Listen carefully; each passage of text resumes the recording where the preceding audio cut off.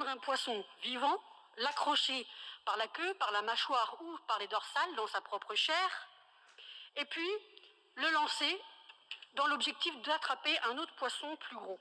Ça veut dire qu'on a des poissons qui sont vivants, qui se démènent pendant de longues minutes, voire pendant des heures parfois, et que de ce fait, on peut appeler ça de la cruauté.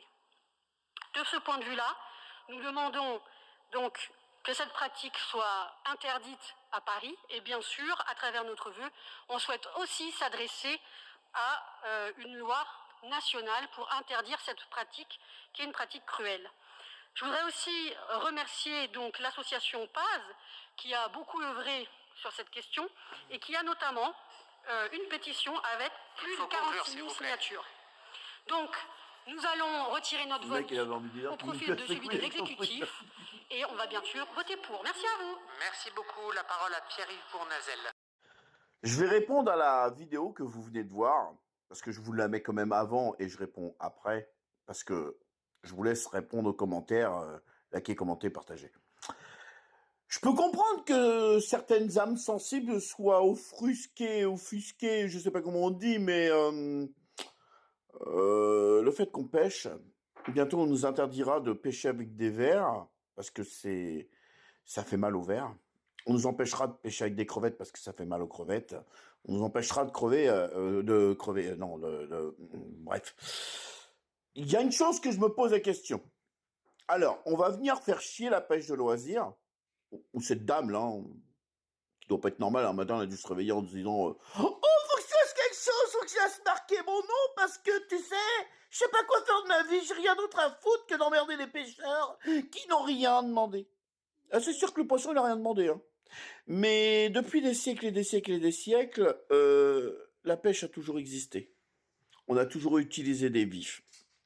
Par contre, la bonne question à se poser, c'est pourquoi ne pas interdire les bateaux-usines? Parce que, entre parenthèses sur les étals, quand tu vois le prix du poisson, et que la plupart des gens ne peuvent pas se payer ce poisson, le poisson, il devient quoi? Il va à la poubelle.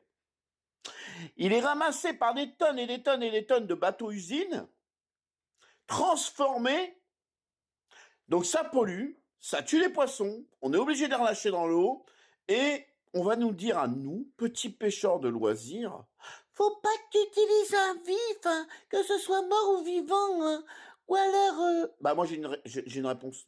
Tue le vif, il est mort, donc là tu peux l'utiliser. C'est un peu macabre, hein. C'est un peu macabre. Non, mais posez-vous la bonne question. Vous en avez pas marre de vous faire chier par des écolos bobos? Eh, les écolos, vous nous les cassez, vous nous les brisez. On fait ce qu'on veut. Moi, j'ai un écolo qui vient vers moi, qui me dit ce que j'ai à faire à la pêche. C'est pas le poisson que je vais accrocher, mais c'est l'écolo que je vais accrocher. Et je vais le mettre au requin, je vais le faire saigner pour qu'il tire le requin. Parce qu'il y en a ras le cul des écolos bobos qui cassent les couilles à tout le monde et qui nous broutent le minou. Ok, vous n'avez pas autre chose à faire? Allez vous occuper des bateaux-usines, allez vous occuper des étals qui vendent trop cher leurs poissons et qui sont obligés de les foutre à la poubelle parce que c'est trop cher que les gens peuvent pas se les acheter et qui sont donc pêchés pour rien. Obliger les gens de pêcher à la ligne, là ce sera bien, mais aussi avec des vifs vivants. Non mais écolo bobo, arrête, parce que tu vas te prendre de baffes et tu vas rien comprendre.